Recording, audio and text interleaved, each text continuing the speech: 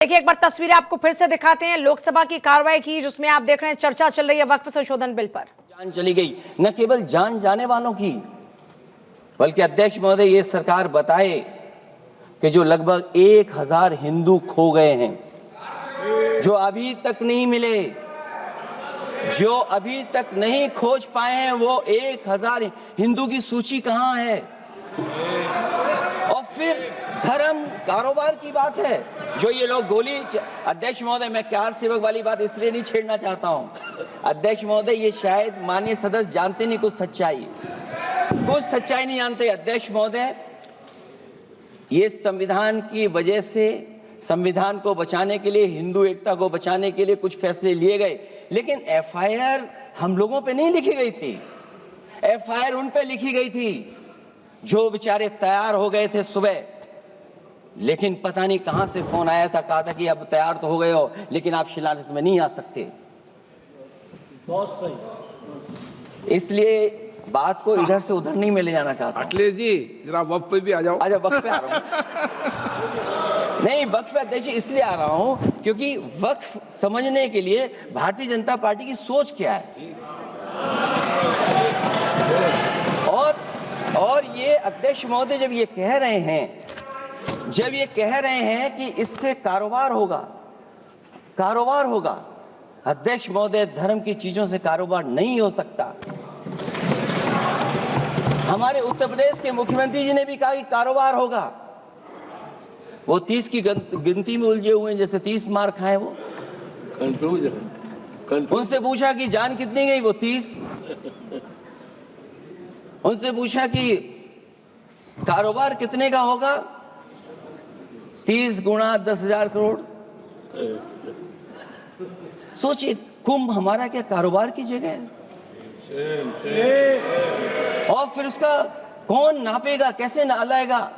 और फिर हमारे माननीय मंत्री जी कह रहे हैं कि जमीन, चाहे वो रेलवे की हो, चाहे वो डिफेंस की हो, वो भारत की जमीन है।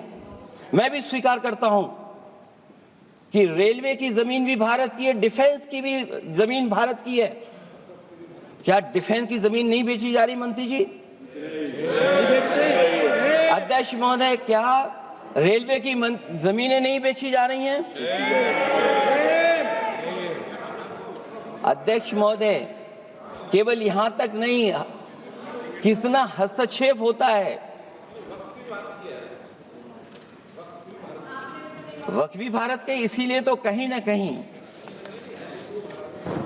वक्फ की जमीन से, अध्यक्ष महोदय, माननीय मंत्री जी बताएं, और मुझे उम्मीद है कि जब जवाब देंगे तो बताएंगे कि वक्फ की जमीन से बड़ा मुद्दा वो जमीन है जिस पर चीन ने अपने गांव बसा लिए हैं, लेकिन कोई बाहरी खतरे पर सवाल बवाल न करे, इसलिए ये बिल लाया जा रहा है। और माननीय मंत्री जहां से आते हैं, जिस प्रदेश से आते हैं, कम से कम ये तो बताएंगे कि वहां कितने चीन ने गांव बसा लिए, घर बन गए हैं। अध्यक्ष महोदय, आपके माध्यम से सरकार गारंटी दे कि वक्फ की जमीन कभी भी किसी भी पैतरेबाजी से किसी और मकसद के लिए किसी और को नहीं दी जाएगी। वक्फ की वर्तमान व्यवस्था में चाहे 5 साल के धर्म पालन की पाबंदी की बात हो, या कलेक्टर से सर्वेक्षण के हस्तक्षेप की बात हो, या वक्फ परिषद या बोर्ड में बाहरियों को शामिल करने की बात हो, इन सब का उद्देश्य मुस्लिम भाइयों के सार्वजनिक अधिकार को छीनकर उनके महत्व और नियंत्रण को कम करना है। ट्रिब्यूनल के निर्णय को अंतिम न मानकर उच्च न्यायालय में लेकर जाने की अनुमति देना दरअसल जमीनी विवाद को लंबी न्यायिक प्रक्रिया में फंसाकर वक्फ भूमि पर कब्जों को बनाए रखने का रास्ता खोलेगा। सबसे बड़ी बात यह कि वक्फ बिल के पीछे की न तो नीति सही है, न नियत। ये देश के करोड़ों लोगों से उनके घर दुकान छीनने की भी साजिश है। भाजपा एक अलोकतांत्रिक पार्टी है, वो असहमति को अपनी शक्ति मानती है। जब देश के अधिकांश राजनीतिक दल वक्फ बिल के खिलाफ हैं, तो उसे लाने की जरूरत क्या है, जो जिद क्यों कर रहे हैं सरकार? वक्फ बिल का लाना भाजपा की सियासी हट है। वक्फ बिल भाजपा की सांप्रदायिक राजनीति का नया रूप है। वो तो आपको काटेगा, और इसलिए काटेगा कि अध्यक्ष महोदय बाहर ये लिखते हैं सत्यमेव जयते, बाहर है लिखते सत्यमेव जयते, भाजपाई अंदर असत्य बात कहते। भाजपा वक्फ बिल लाकर अपने उन समर्थकों का तुष्टीकरण करना चाहती है जो भाजपा की आर्थिक नीति, महंगाई, बेरोजगारी, बेकारी और चौपट अर्थव्यवस्था से उसे छटक गए हैं। क्योंकि अध्यक्ष महोदय, जब से वोट में गिरावट आई है और खासकर उत्तर प्रदेश में भी, तब से भारतीय जनता पार्टी की कोशिश है कि अपना वोट कैसे संभाला जाए। ये वोट को संभालने के लिए बिल लाया गया है।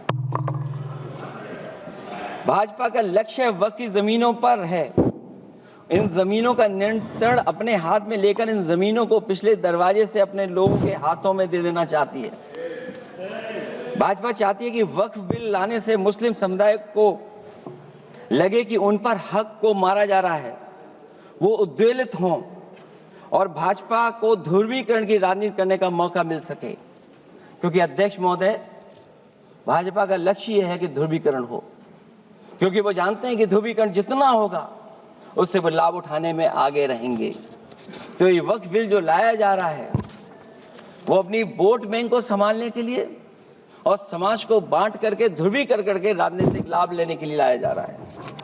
और अगर इसके लिए नहीं लाया होता तो पहले से जो जितने फैसले लिए सरकार ने, क्या उससे देश और प्रदेश में कोई बड़ा बदलाव आ गया है?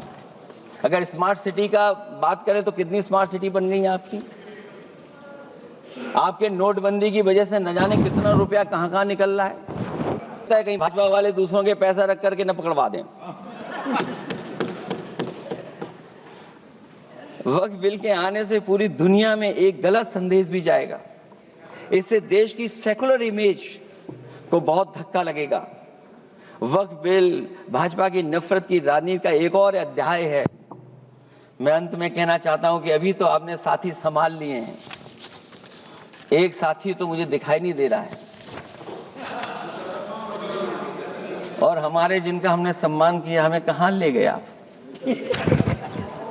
और हमें यहाँ छोड़ गए आप, हमें छोड़ गए। हमें देखिए सभापति महोदय देखिए राजनीति क्या है। हमने आपका हाथ पकड़ा और हम यहाँ आ गए, और आप हमारा हाथ छुड़ा करके वहां चले गए। इसलिए देखिएगा कब हमारा इनका हाथ मिल जाए। और मैं अध्यक्ष सभापति महोदय ये कहना चाहता हूं कि वक्फ बिल भाजपा के लिए वाटरलू साबित होगा, क्योंकि ऊपर से तो हाँ हाँ कह रहे हैं, लेकिन अंदर ही अंदर बहुत सारे साथी सहमत नहीं है। मैं अंत में इतना ही कहना चाहता हूं कि ये वक्फ बिल जो लेकर के आए हैं, कोई उम्मीद लेकर के नहीं आ रहा है। ये सोची समझी रणनीति का हिस्सा है, क्योंकि इनका जो बोर्ड बिखर गया है, ये मुस्लिम में भी बंटवारा चाहते हैं। मुस्लिम इस्लाम धर्म में कहीं बंटवारा नजर नहीं आता है, लेकिन इनकी कोशिश है कि इस बिल के माध्यम से हम मुस्लिम भाईचारा में भी बंटवारा करते हैं। बंटवारा तो पीडीए करेगा। अभी देखिएगा सभापति महोदया, हमारे एक सदस्य कह रहे थे कि चुनाव बहुत अच्छा होता है। इनसे बेहतर किसने चुनाव देखा होगा? चलिए धन्यवाद। वोट ही नहीं डालने दिया। सभापति महोदया, मैं धन्यवाद देता हूं। मैं और अपने दल और साथियों के साथ कहता हूं कि समाजवादी पार्टी इसका विरोध करती है। वोट पड़ेगा तो हम इसके खिलाफ वोट डालने जा रहे हैं।